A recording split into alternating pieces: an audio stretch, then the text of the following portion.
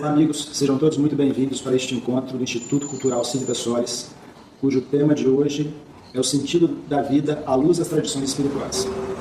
Para quem não conhece o Instituto Silvia Soares, nós somos uma organização filosófico-cultural com o objetivo de tocar e despertar o ser humano.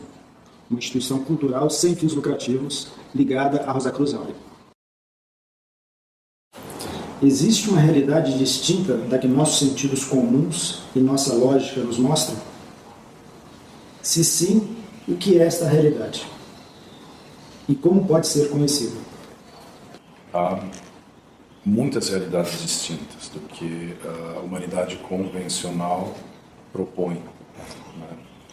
A razão discursiva, ela só apreende a realidade, em princípio, ela apreende a realidade externa, né?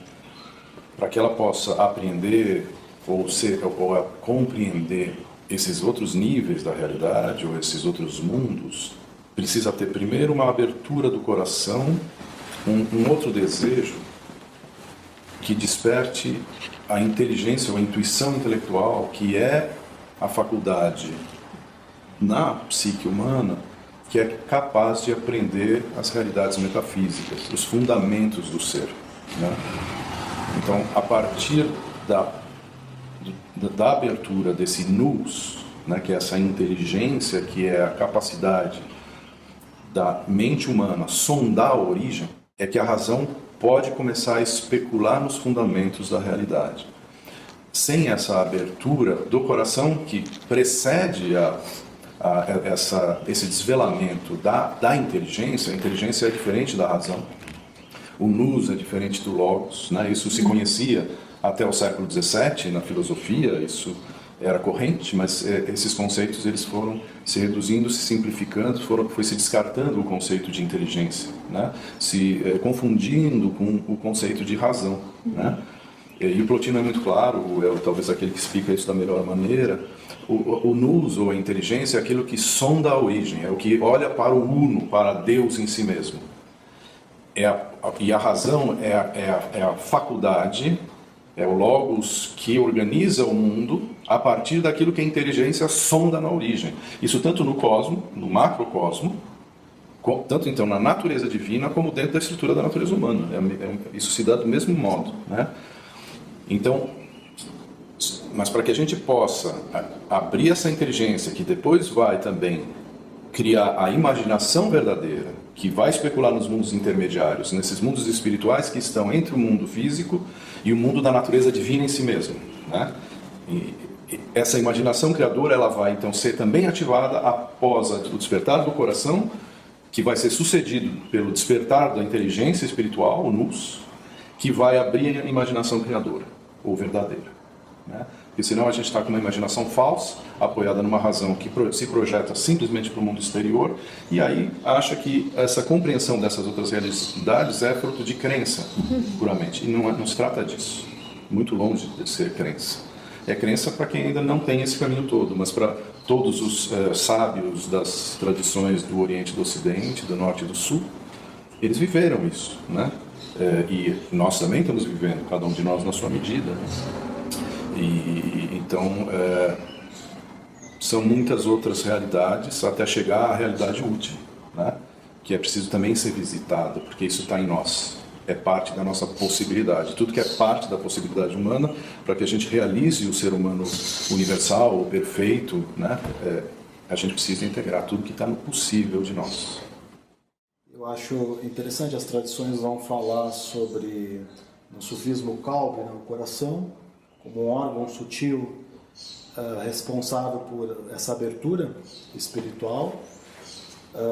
Tem tradições que vão falar no olho do espírito, outras vão falar do despertar da rosa, o florescimento das rosas na cruz de cada um. Mas eu acho interessante e importante desmistificar um pouco também essa ideia de iluminação. Vou ver coisas multicoloridas, anjos, duendes, e pode ser muito mais simples do que parece essa coisa da intuição. Então, às vezes, falando um pouco da minha própria experiência, olhar o que a gente olhou 1 milhão de vezes e não percebeu. Está aqui, é imediato. Né? Perceber a unidade que existe mesmo entre o sujeito e o objeto. Né? A gente parte de um mundo fora de nós e um sujeito oposto a esse mundo. Né? Mas se você treinar o olhar, você, no primeiro momento, percebe que há uma unidade.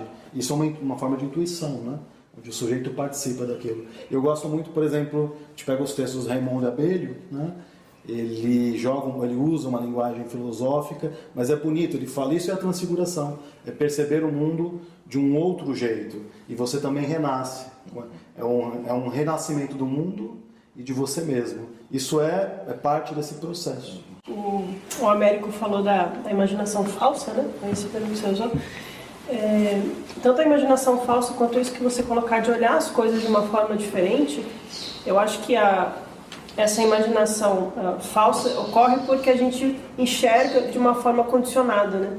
A gente já traz, né, pré-conceitos ou tendências, às vezes até de outras existências que a gente vai carregando na mochilinha e a gente vai condicionando essa existência, a gente não enxerga as coisas como elas realmente são, né? As tradições orientais, elas pegam muito nessa questão da vidya, da visão correta, né, da realidade.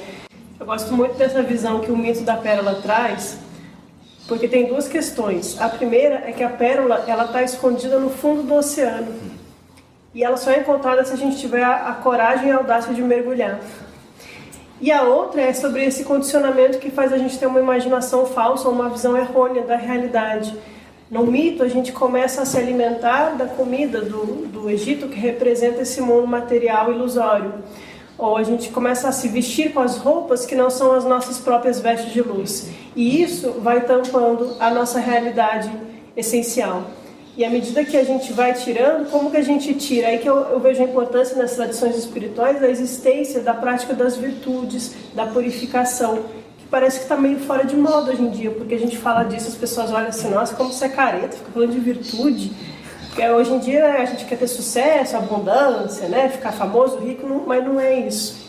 Porque a virtude, justamente a virtude, tão praticada na antiguidade, nos históricos, em todas as tradições pitagóricas e espirituais, e essa autopurificação que na alquimia tem a questão da albedo, né? O branco, a rosa branca, que vai limpando a alma, para a gente justamente tirar esse condicionamento, para enxergar a realidade e a nossa imaginação ser a imaginação verdadeira.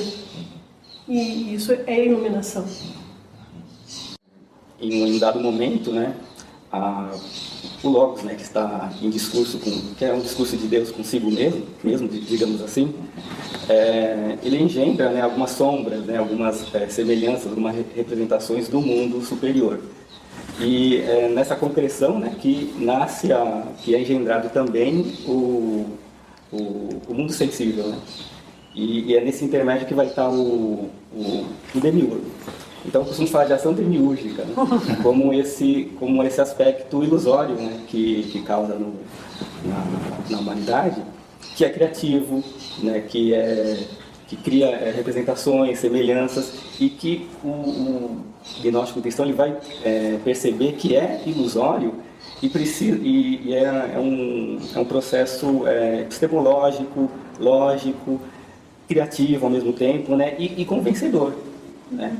Então é daí que nascem algumas crenças, né, que para que possa se afastar dessa ilusão, me parece que os mitos são uma peça fundamental. Né? Tem um artigo do Mariano Troiano que ele vai fazer uma distinção do que é representação. Ele vai trazer um diálogo, né, de representação, de semelhança e de imagem entre Orígenes e, se não me engano, com Heráclito, né? E ele percebe que no valentinismo a imagem é o que se aproxima mais fielmente do modelo arquetípico, indo meio que na contramão dos ortodoxos, né, que por mais que trabalhem as imagens, a representação é um aspecto para eles mais próximo do que seria justamente esse modelo arquetípico.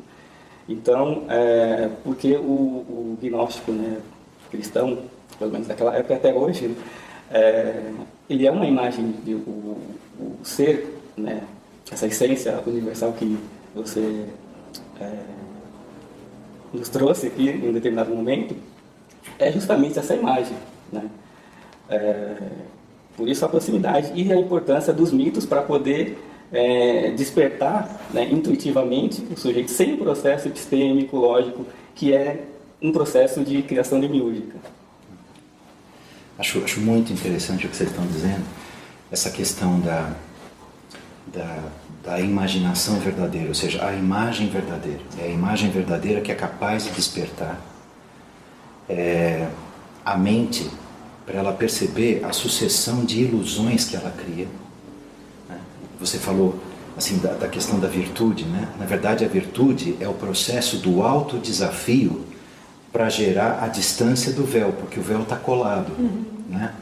E para descolar tem que ter uma força muito grande, né? E essa força que nos permite perceber aquilo que a gente já passou 1 milhão de vezes, né? Da milionésima primeira, que na verdade é a primeira vez que você viu. Né? A linguagem da escola, ela coloca a personalidade como sendo essa sucessão de véus da consciência, esses véus da alma. Então ela fala que, assim, no estado atual de manifestação do ser humano, o ser humano carrega 4 véus. Ele carrega o véu físico, o véu energético ou etérico, o véu emocional ou astral e o véu mental, né, ou refletor. Né? E essa questão do aspecto refletor está diretamente ligada à orientação da mente. Sim. Para onde está voltado o espelho? Para onde está voltado o espéculo? Né? Se a gente rebate isso, por exemplo, por uma linguagem assim muito direta do dia a dia, né? Dimensões. Por que a gente percebe um mundo tridimensional? Porque a gente carrega 3 dimensões relativamente integradas pela nossa consciência, né? Primeira, segunda e terceira. Na 4ª dimensão, que é a percepção do tempo, como a nossa mente, o espéculo, está colado, ele forma a própria membrana do tempo. E ele não se percebe a si mesmo. Então na hora, né, em que a consciência é tocada por essa imagem original, e essa imagem original gera esse espaço perceptivo interior, todos os outros véus começam a ficar visíveis, que até então eles eram confundidos como os constituintes da própria consciência. Aí a consciência começa a perceber a realidade física, a realidade energética ou reativa, a realidade emocional ou astral, e o próprio pensamento que ela achava que era ela mesma, né, como fluxos externos. E aí ela se torna consciente dessas outras realidades sutis. E se tornando consciente dessas outras realidades sutis, ela se percebe como agente, né, e criadora do mundo. Né? E aí sim surge uma possibilidade da consciência criar uma outra realidade a partir de um outro ponto interno de apoio. O que é a consciência? É um produto do cérebro ou está além dele? A consciência surge primeiro, como o Juraci trouxe, em Deus. Então, a primeira emergência, o aparecimento da consciência, é a passagem do absoluto indiferenciado, Deus em si mesmo, antes de se manifestar enquanto ser. Todas as tradições de sabedoria vivas falam dessa, né, do que está além do ser, Deus, o Uno, o Plotino, né, os neoplatônicos, Brahman, né, na tradição hindu. O ser e o não ser. O ser e o não ser, né, o Ain Sop, o Ain, na tradição da Kabbalah, em relação ao eu sou o que se revela a Moisés, ou no budismo, no budismo tibetano, o Buda primordial, e depois os 5 Dhyani-Budas que emanam do Buda primordial, né? Então, a primeira consciência, por isso que a nossa cultura, né, é uma tragédia, a cultura média, moderna e contemporânea, porque ela jogou fora esse conhecimento gigante, precioso, que sempre esteve nas culturas antigas e ainda está em muitas culturas, às vezes menos presente no Ocidente, que isso é desvalorizado, né? Aí ela comentou, né? a gente vai falar da prática da via purgativa, das virtudes, que precisa haver esse trabalho sobre o nosso psiquismo, sobre essas almas, a alma energética, a alma vegetativa, a alma emocional, a alma mental, né? A gente tem que trabalhar essas dimensões que estão mais na obscuridade, nessa identificação com o ego, com essa individualidade separada do todo, né? Todas as culturas também falam desse trabalho preliminar, mas trazem esse conhecimento, né, o que é a consciência. A consciência, primeiro, é o absoluto se auto-revelando como ser, então o uno se manifestando como ser, se auto-percebendo, né, no sem fundo, como o Jacobin falaria, num grupo, surge o primeiro fundo, que é o Pai da criação, é Deus Pai no cristianismo, né? Do qual emana a Trindade, quer dizer, ele se auto-percebendo, a Trindade é a consciência divina, né, que o cristianismo traz, mas as outras tradições espirituais todas trazem, né? E depois, claro, se o homem arquetípico primordial, o ser humano primordial, ele é esse primeiro reflexo, esse é o primeiro espéculo, é o próprio Deus se auto-percebendo, né, como potencialidade de manifestação dos mundos. Deus mesmo, ele tem uma primeira autoconsciência, ele se reconhece como uma vontade criadora que emerge no sem fundo, né? No absoluto surge um desejo de criação e esse desejo se auto-percebe. A consciência, ela sempre necessita de um outro, de uma alteridade. Então a primeira alteridade é a que surge no absoluto. E a primeira emergência no absoluto, simplificando, né, porque na tradição egípcia eles vão trazer 8 movimentos entre o oceano da energia primordial até chegar ao ser criador, o pai da criação, que é Amon. Então, até chegar a Amon, que é Deus Pai no cristianismo, né, que é o Eu Sou na tradição judaica, né, que está no topo da árvore da vida, há 8 movimentos nesse sem fundo, nesse oceano da energia primordial, que é a divindade nela mesma. Então é como se há uma roda, uma serpente nesse oceano da energia primordial, que é Deus em si mesmo, se auto-percebendo, se auto-descobrindo, até se descobrir como vontade de revelar-se, que é o Pai. Posso pegar o gancho aí? O Américo abordou essa questão mais pelo aspecto metafísico, né? O fundamento da coisa toda. Pensando um pouco na parte mais diária, vamos dizer assim, que não está desligada do que ele falou, e usando agora uma terminologia mais do Vedanta, por exemplo, a gente pode falar, assim como existem níveis de realidade, existem níveis de consciência.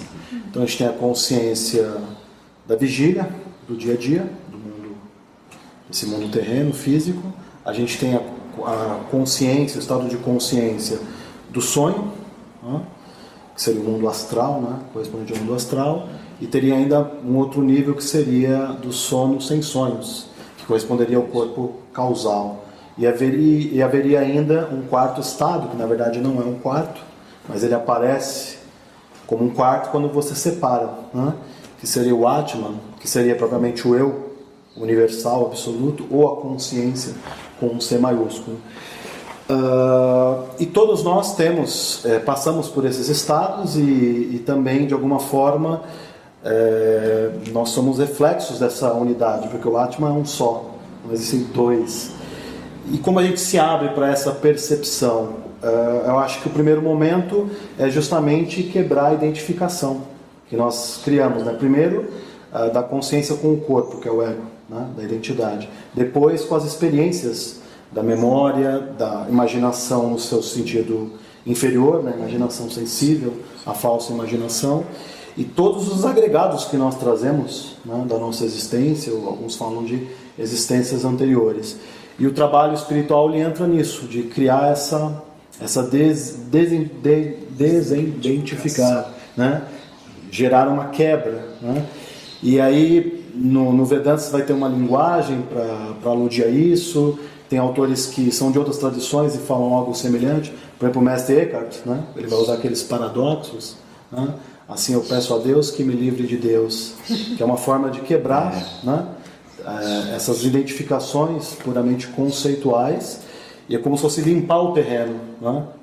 Para se abrir para esse processo, né? De abertura espiritual. Essa descrição que você fez, né, do pensamento, principalmente Vedanta, me lembra uma abordagem que eu li, que também tinha base no ensinamento Vedanta, principalmente na filosofia de Ramana Maharshi, em que falava-se da consciência universal em primeiro lugar. É Atman, que ao mesmo tempo é Brahman. E só há um Atman, só há um eu universal. Não existem dois, como você falou. Num certo momento, a gente descreve temporalmente, né? Mas não é num certo momento. Mas, descrevendo temporalmente, num certo momento ocorre uma primeira ruptura. Esse que é apenas visão, que tudo percebe, mas não é percebido, né? É o sujeito absoluto.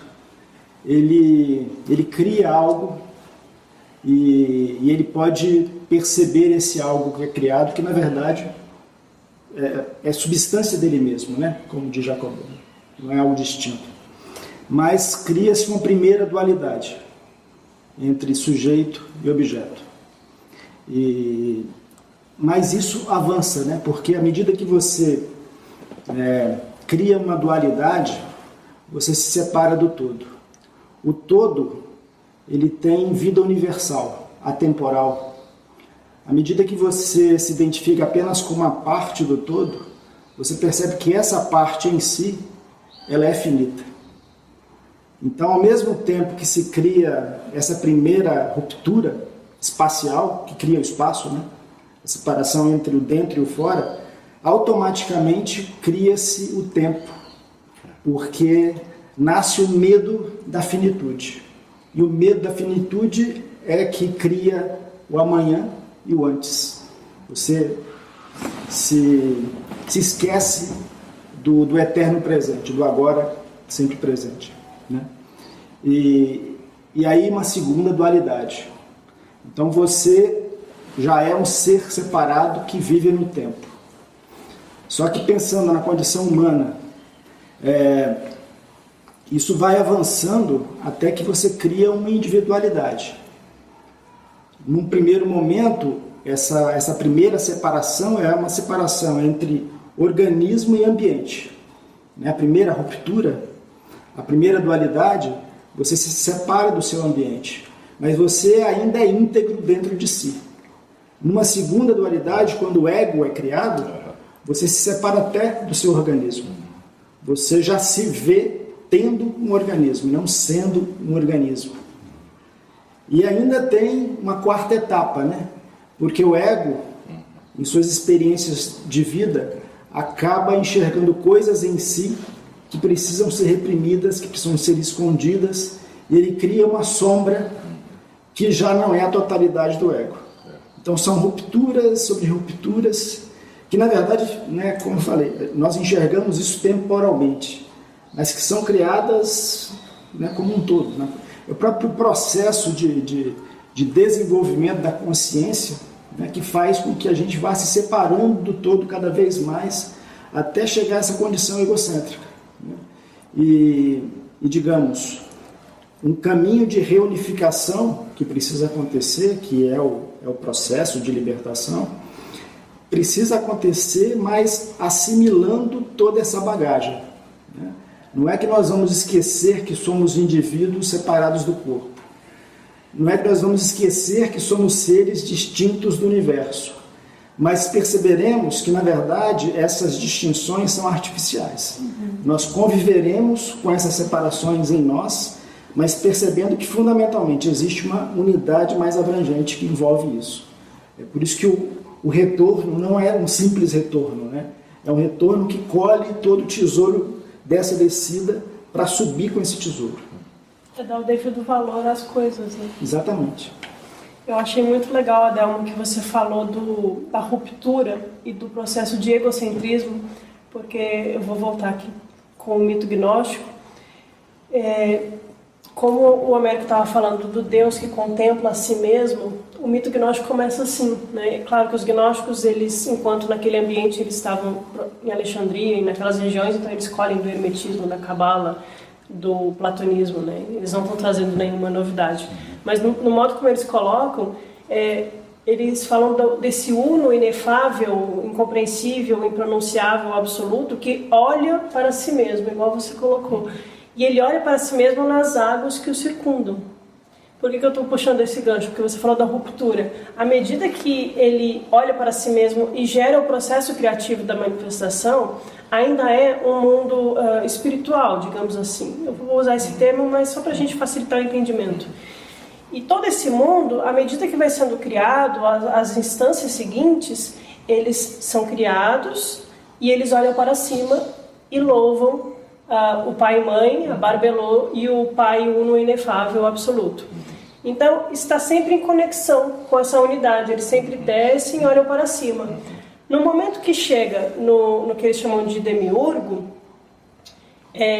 existe o processo de separatividade. E alguns autores colocam assim, os gnósticos falam que o Deus é mau, eles são contra a matéria, e eu não enxergo assim, porque eu acho que faz parte do processo, justamente, da consciência. Porque se a consciência não desce e a partir da experiência do livre-arbítrio ela não se desnuda, ela não consegue desenvolver a autoconsciência e aí ela não consegue entender de onde ela veio. Então, quando o demiurgo ele cria, ele é o primeiro que não olha para cima. Ele olha para baixo. E aí surge a arrogância. Ele fala, eu sou Deus e não há nenhum Deus além de mim. Ele é o Deus arrogante, porque ele está centrado no ego. E eu acho que existe um paralelo entre esse demiurgo, que na verdade não é um Deus lá fora, é uma força em nós também, né? É a força da consciência, né? Ele também é a força de avidya no budismo. A avidya é a ignorância, aquela ignorância que olha para si e fala, eu sou eu, você é você, eu sou separado. E aí, então, se Descartes dizia, penso logo existo, os budistas diriam, você está errado. Porque isso não é a sua existência, não é o mero pensar. A consciência está muito além do penso na minha existência, eu sou assim, eu sou mais eu. Então, essa consciência que vem a partir de um processo de desconstrução da força do demiurgo em nós, é a consciência do despertar da sabedoria, que elimina essa força da ignorância, que é a causa do sofrimento no budismo. Então eu consigo enxergar uma concatenação de eventos que torna a experiência do mundo necessária. O Neto falou do quaternário, que em alguns autores teosóficos a gente chama do quaternário inferior, né? Corpo físico, etérico, astral e a mente concreta racional. E muitas vezes a gente identifica a consciência com isso, né? A gente fala, não, isso sou eu, é o meu raciocínio, a minha consciência, os meus sentimentos, eu sou assim, nasci assim, vou morrer assim. E na verdade não, porque existe esse ternário superior, que é a trindade, que é a consciência divina, que na medida que a gente volta o espelho para cima, ela passa a dominar o que está abaixo, e não ser dominado pelo aspecto animal, né? Daí os mitos mitraicos, do Mitra vencendo o touro, que é o seu aspecto animal, que é justamente a gente dominar esse aspecto do quaternário inferior, e não anular a existência dele, né? Isso lembra o que o Daniel colocou, da desidentificação. Na verdade, fundamentalmente, nós não somos pensamento, nós não somos sentimento nem vontade, nós somos algo muito além. Quer dizer, o ser, né? Descartes falou, penso logo existo. Na verdade, o ser, né? O existir, está muito além do pensar. Sim, exatamente. O pensamento então, é uma ferramenta, exatamente, né? Enquanto nós estivermos totalmente identificados com o pensar, na verdade nós esquecemos o ser. Né? Esse assunto da autopercepção, né? Como base e como aquilo que normalmente a gente chama de consciência, né? Que é uma mega de uma ilusão, né? Mas é necessário isso. Sem isso é impossível transcender isso, né? Então, sem esse ego, sem esse eu, é impossível a manifestação do verdadeiro eu. Né? mas ele é ao mesmo tempo ferramenta e armadilha para si, porque ele precisa, né, amadurecer e reconhecer. Então, por exemplo, né, na pergunta, o que é consciência? A consciência está só no campo cerebral e tudo mais tal. Se a gente for pegar essas tradições e mesmo trazer para a realidade assim muito concreta da vida, né? Nós estamos falando aqui dessa consciência cerebral como uma quarta manifestação da consciência que a gente associa com a nossa, é como se fosse exclusivo, né? Mas antes de autoconsciência e autopercepção, você tem um estágio anterior que é a percepção. Que, por exemplo, pensa num animal, uma consciência pura de um animal. Um animal percebe. Talvez ele não se auto-perceba, mas ele percebe. Sim. E nesse plano de percepção, quando ele está nesse grau de integração com a natureza, ele está na plenitude. Ele não está no tempo, ele não está na dualidade, né? Ele não está em nenhum campo assim. Mas é uma plenitude inconsciente. Se a gente mergulha mais assim na vida, né, e pensa numa planta, numa flor, né, ela também tem consciência, mas a consciência nela se manifesta como vida, né, como crescimento. E se a gente desce mais a fundo na vida ainda e fala de uma rocha, de uma montanha, de um átomo e tal, também é a manifestação da consciência, porque é a existência, né? Sim. Mas nessa trajetória, onde consciência obviamente, né, extrapola completamente a questão meramente do pensamento, a questão cerebral, e isso é só um apoio para o estágio que a gente está, todos esses 3 estágios anteriores, né, me lembrou da tua fala onde você dizia daqueles 8 estágios, né, onde a divindade está mergulhada dentro da própria escuridão ainda não iluminada pela consciência. Se você pensa na existência física, na manifestação da vida, né, e na própria consciência sem autoconsciência, são 3 aspectos da consciência absolutamente fundamentais que vão gradativamente separando o objeto do observador, o observado do observador. No primeiro momento é completamente integrado. Num segundo momento tem um primeiro desdobramento, depois um outro desdobramento. Até que precisa ter essa fase onde a consciência se separa do todo. Daí, ouso dizer, a origem de todos os mitos da separação do todo, porque quando a consciência se isola, ela precisa criar essa linguagem mítica para explicar a si mesma. E no momento em que ela compreende isso, né, e a própria raiz central dessa consciência se manifesta como imagem original nela, aí da própria dualidade tem um desdobramento da mente superior, do manas inferior para o manas superior. E o manas superior ainda é mente, ele ainda separa o observador do observado, mas ele percebe não mais a partir da identificação, mas da desidentificação. E o caminho dessa tríade superior, né, na verdade, é a reintegração de novo, mas a reintegração não na inconsciência, mas na consciência absoluta. E aí, daí que surgem, né, todos os setenários clássicos. Sim. Por isso que são níveis de consciência, até voltando para o que o Daniel trouxe no início da resposta dessa pergunta, são níveis de consciência, níveis de percepção, que eles devem ser atravessados, né? Só que para atravessar para os planos superiores do ser, é preciso essas inversões, né? Do olhar de fora para dentro, né? De dentro para o alto, simbolicamente, porque aí é como se na Kabbalah, ou na Kabbalah, são 5 níveis da alma: Nefesh, Ruach, Neshama, Hayah e Yehidah.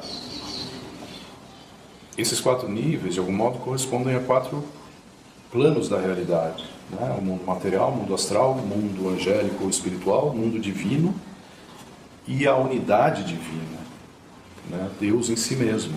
Então, é como são dimensões da nossa consciência. A maioria das pessoas, especialmente na sociedade contemporânea, está identificada a esses 3 níveis de consciência que são os, né, do mundo do corpo, né, do plano etérico, dos desejos, das emoções e dos pensamentos da mente, e especialmente a mente inferior, porque a mente superior ela já é do campo do mundo espiritual, angelical, né?